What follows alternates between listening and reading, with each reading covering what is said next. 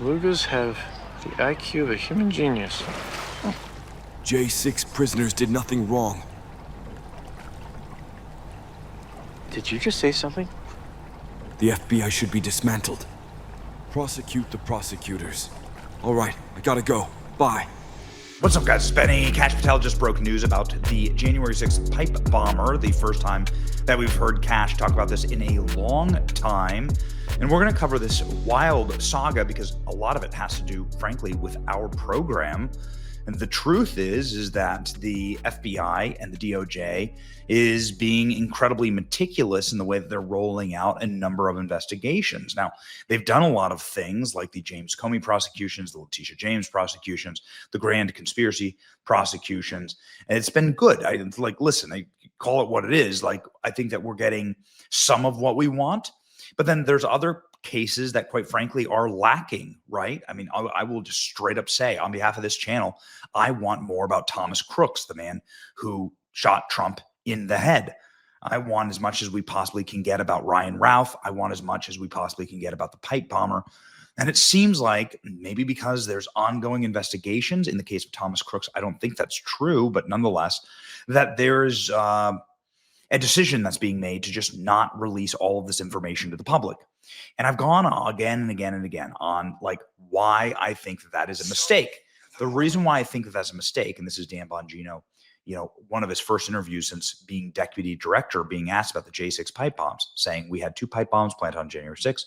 We were told this was an insurrection. I'm confident that we're closing in on some suspects, says Dan Bongino.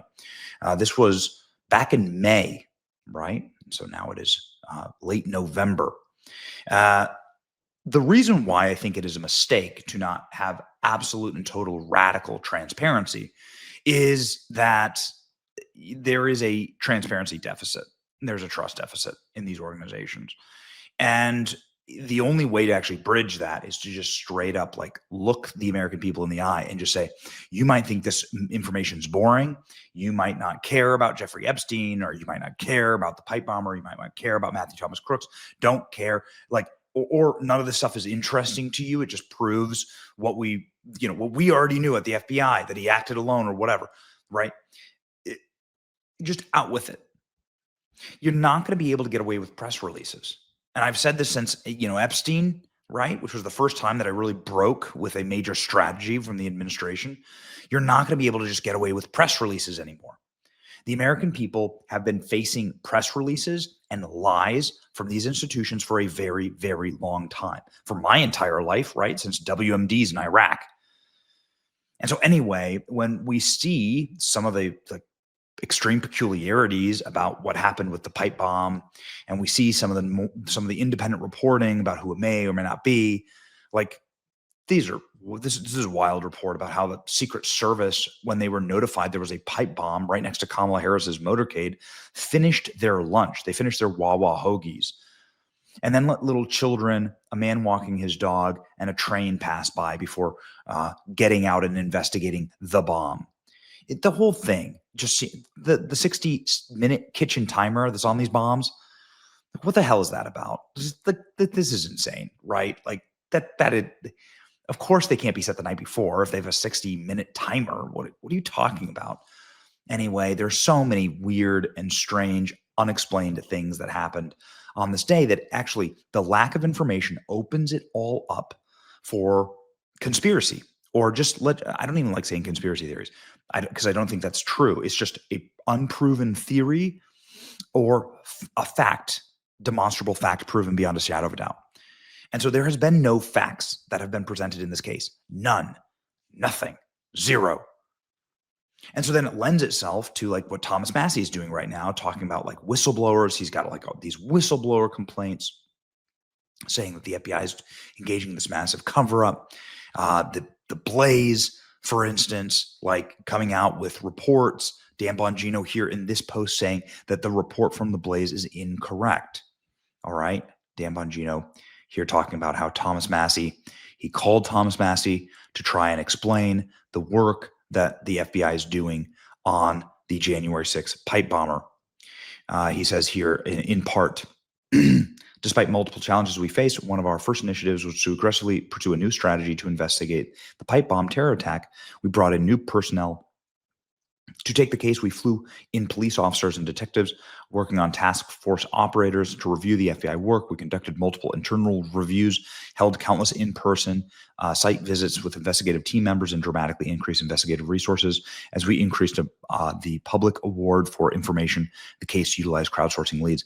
They did release a lot more footage, that's a matter of fact, and they bumped up the reward to $500,000. This is only a small sample of the work the FBI has done. And he says that he called Thomas Massey in for an in-person interview, but Thomas Massey refused to do that, refused to take the interview. But in a week of near 24-hour work on recent open source leads in the case, has yet to produce a breakthrough, and some of the media reporting regarding prior persons of interest is grossly inaccurate and serves only to mislead the public. So this is Dan Bongino blowing a hole in the Blaze reporting that they have a suspect, right? This is Dan saying that's misleading the public. Okay. But again, you're gonna have to eventually come out with it, come out with the information, come out with the actual evidence. And so there's a lot of people backing up Bongino on this. I also personally know Dan Bongino. He is very much a straight shooter. And now Kash Patel. Ladies and gentlemen, Kash Patel was asked about the J6 pipe bomber, and he said this during a Maria Bartiromo interview. I'll just say this. Stay tuned. Here we go. And we've been working like we have with the deputy director to unearth that. And as it relates to major investigations of public importance like the pipe bomber, again, I say, stay tuned. We reviewed every single investigation of public consequence, reopened them, reevaluated them, because we feel it cannot go untouched. We are not going to let these things lay by and allow the fake news media to run roughshod over us. Our indictments speak powerfully in court. If you don't believe us, just look at the response that the Eastern District of Virginia under Lindsey Halligan did to James Comey, and look at the notes and publication of evidence. That's the type of material we have, but we have to safeguard our prosecutions because the ultimate accountability is with the verdict in a jury room.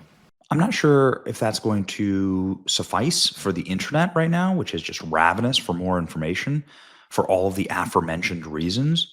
It actually mirrors quite closely what Dan Bongino said back in May. Go ahead and listen. So the moment Kash and I swore in, we realized that the first thing we had to do is rebuild public trust. This is your FBI. It's not mine. I tell the employees every day, you don't own it, you don't own it, I don't own it. It's like being the center fielder for the Yankees. That'll live with you forever, but you don't own the Yankees. It's a proud franchise. The place has taken a reputational hit. There is zero question about it. There were a lot of bad actors. One of them still out there causing us all kinds of trouble. So we had to fix it and rebuild public trust. One of the ways to do it is these cases of significant public interest that matter.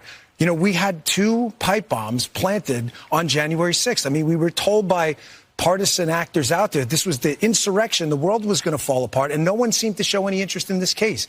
The second we got in, I put a team on it, and I said, I want answers on this. And I'm pretty confident that we're closing in on some suspects. We got to. The reason, by the way, I use social media with these cases, I'm trying to communicate on social media, is nothing's by accident, guys. I do nothing by accident. Every time I put a tweet out on it, we get tips. We got a fascinating tip on one of these cases, one of the 3. I don't want to say which one, but I'm pretty confident that we're going to close out one of them, hopefully shortly. And in the cocaine in the White House, you know, I saw someone on social media, which is fine. Everybody's entitled to an opinion. We work for you, but said, I don't care about the case. Yeah, I do. I was a Secret Service agent. A potentially hazardous material made its way into the White House. Nobody seems to know how it got there, and nobody seemed to investigate it fully. Like, you know, what planet do we live on where that's not of public interest? So, but I mean, again, I will contend that the greatest way for people to restore faith in a relationship, in a business, and anywhere is to just have transparency, to just see the facts as they are and lay them out as they are. That's it. I don't know what else to say. You know, listen, Kash and Dan didn't break this thing, but they own it now. So these are the rules. And whether it's Thomas Crooks, which is like right here, we covered this yesterday, the Thomas Crooks case interview, which is just Kash saying we've spent like an enormous amount of resources looking through all of Thomas Crooks's thousands of public tips and 13 digital devices and 500,000 digital files, and collected, processed, and synchronized hundreds of hours of video footage, analyzed financial activity from 10 different accounts and 25 social media accounts online. Okay, this is what Kash says that they did for Thomas Crooks. Now you have to release it all. I don't know what else to say, man. The guy's dead. He tried to kill the president of the United States. Now you just release it and you show everyone. You just got to show your work. Unfortunately, the era of press releases is over. Kash and Dan didn't break the FBI or the DOJ, but they inherited it, and so this is the required step, right? And these kind of things. Anyway, what do you think about the pipe bomber? Let me know. Will we ever find out? It's your boy Benny. Like, share, and subscribe. See ya.